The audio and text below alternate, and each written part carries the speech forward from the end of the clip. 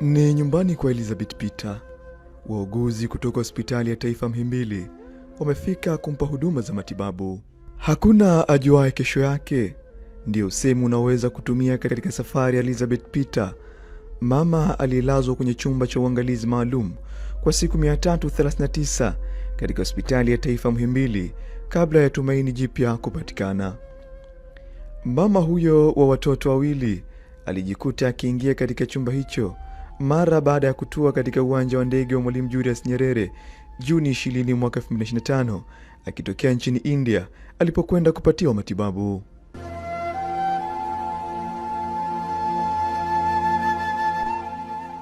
Ana Bariki ambaye ni mtoto wa mwisho wa mama huyo anasimulia safari ya ugonjwa wa mama yake kutoka mkoani Mbeya mpaka kufika Dar es Salaam. Mamangu bwana ameanza kuumwa kwa muda mrefu kidogo. Ni miaka kadhaa amekuwa akisumbuliwa na pressure, lakini hatukufanikiwa kujua ni nini kinampa changamoto. Kwa hiyo mamangu anakaa mkoani, tukafanikiwa kumleta Dar es Salaam. Naambia mama nataka ufanye vipimo ili tujue nini shida, nini kinakusumbua mwaka 2025. Mwaka 2025 akafika hospitali ya Muhimbili, lakini ni JKCI. Akafanywa vipimo vya pressure na moyo, akaja kugundulika na tatizo la goita. Yes. Kwa hiyo baada ya kugundua hivyo tukaanza kujipanga kama familia kwamba sasa kwa sababu una tatizo hili tunaweza tukakupeleka India ukafanye matibabu zaidi. Yes. Kwa hiyo tukakamilisha mwezi wa 6 tarehe 20 2025 mama akaanza safari ya kwenda India kwa ajili ya matibabu. Yeah. Kwa hiyo tunamshukuru Mungu, tulisafiri salama, akapokelewa salama. Tarehe 24 mwezi wa 6 akafanikiwa kufanya matibabu salama nchini India. Na akatoka salama pia. Yeye mwenyewe akamshukuru Mungu kwa kutoka salama. Basi baada ya muda kadhaa tukaruhusiwa kurudi nyumbani Tanzania. Mama akiwa anaendelea vizuri lakini sio sana. Yes. Tukiwa tunarudi Tanzania, tukiwa hewani yani kwenye ndege, hali ya mama ilibadilika. Akawa hawezi kupumua. Bahati nzuri kwenye ndege pia wana first aid. Akapata first aid. Pia kuna mawasiliano, mnaweza mkawasiliana mkaconnect pia wifi, mkatafuta hospitali mnayotaka kufikia. Then tukafanikiwa kuwapata, tukawatafuta hospitali ya Muhimbili. Tukaambia tunarudi, tuna mgonjwa, hali imebadilika. Tutashuka muda fulani, saa fulani tutakuwa airport. Bahati nzuri na wao wakaturudia. Tulimpata Dr. Juma Mfinanga wa EMD. Akatupokea vizuri, akaandaa ambulance na madaktari na manesi. Wakawa wametutaarifu kabisa wamefika kabla hata ndege kufika. Wakawa wamefika on time. Basi wakampokea mama, tukaanza safari ya kuja Muhimbili.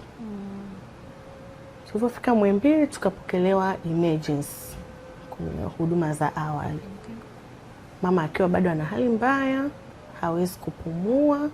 Kwa hiyo aliwekewa mashine ya kumsaidia kupumua kuanzia kwenye ndege, kwenye ambulance mpaka Muhimbili. Yes. Kwa hiyo tulipofika tarehe 20 usiku ule akafanywa vipimo vya awali. Akafanywa vipimo, alikuwa bado hawezi kujisaidia kupumua mwenyewe. Madaktari wakafuatilia ni nini kilichompeleka India, wakajua na wenyewe wakajiridhisha kwa majibu yao. Basi wakaturuhusu, wakatuambia mnaweza sasa, kwa sababu mama bado ni mgonjwa inabidi apumzishwe.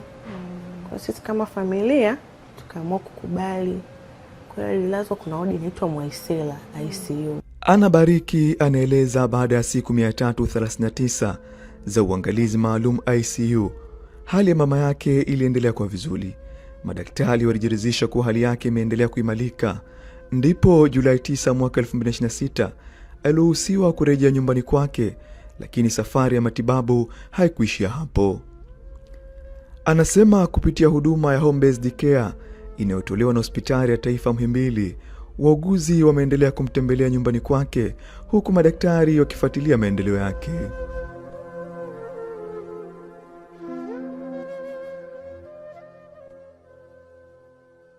Kwa upande wake, muuguzi bingwa kitengo cha uangalizi maalum ICU katika hospitali ya taifa Muhimbili, Saspika Charles, anasimulia safari ya ugonjwa wa Elizabeth, namna walivyompokea na hali yake kwa sasa. Mama Eliza tulimpokea kwenye ICU yetu ya upasuaji tarehe 20 mwezi wa 8 na tukakaa naye mpaka mwezi huu wa 7 ndo ameruhusiwa kurudi nyumbani. Kwa hiyo tumekaa naye kwa kadri ya siku 339. Na Mama Eliza tulivyompokea, na mimi kama mmoja wa wauguzi ambao walimpokea mwanzoni kabisa alipokuja akiwa na shida ya upumuaji, tulikaa naye tukitoa huduma pale akiwa hawezi kupumua. Tukamweka pia kwenye mashine kwa siku kadhaa, na baada ya kutoka kwenye mashine tuliendelea kukaa naye kwa siku zote hizo, lakini tukiwa tunajaribu kumtrain jinsi ya kupumua yeye mwenyewe. Na tukaendelea naye hivyo mpaka alivyoweza kupumua mwenyewe bila kutumia mashine au kifaa chochote cha usaidizi, ndio akapata ruhusa ya kuja nyumbani. Okay. Na katika siku zote hizo tulizokaa naye Mama Eliza kwa kweli alikuwa anaumwa, lakini tunashukuru kwamba tumeweza kukaa naye, kumpa huduma stahiki, tukishirikiana na madaktari tofauti tofauti, madaktari wa pale wa kitengo chetu, na kama tulikuwa tunahitaji msaada wa madaktari wa vitengo vingine, kama baada ya kukaa na mashine kwa siku zaidi ya 14, kuna procedure ambayo anatakiwa afanyiwe. Badala ya kutumia mipira ya mdomoni kumconnect kwenye mashine, kuna kitu kinaitwa tracheostomy. Kwa hiyo kuna kitundu anatobolewa hapa afu anaunganishiwa na mashine. Kwa hiyo tunaomba msaada kwa watu wengine, wanakuja wanamfanyia. Na wote hao kwa umoja wake kwa kweli tulisaidiana, tukaendelea tukamhudumia mpaka tukafikia kumruhusu Mama Eliza kuja nyumbani. Na kwa nini leo tumekuja? Leo tumekuja kwa sababu pale Muhimbili tuna kitengo cha inaitwa home based care. Wagonjwa ambao kama Mama Eliza anaruhusiwa kutoka hospitali, lakini bado anahitaji uangalizi zaidi wa wauguzi wabobezi, huwa tunawafuata nyumbani, na nyumbani tunaendelea kuwaangalia, kwa sababu anasema nyumbani ni nyumbani. Mtu anakuwa na amani zaidi akiwa nyumbani zaidi akiwa hospitali. Kwa hiyo tunawarudisha nyumbani, lakini nyumbani tunaendelea kuwa monitor, tunaendelea kuwa guide, tunaendelea kuwahudumia. Kwa hiyo leo tumekuja kama mmoja wa watoa huduma ya hiyo home based care, tumekuja kumwangalia Mama Eliza, na tunashukuru Mama Eliza anaendelea vizuri, yuko vizuri kabisa, anaendelea kufanya mazoezi na huduma nyingine zile ambazo alikuwa anapata akiwa hospitali, lakini akiwa nyumbani.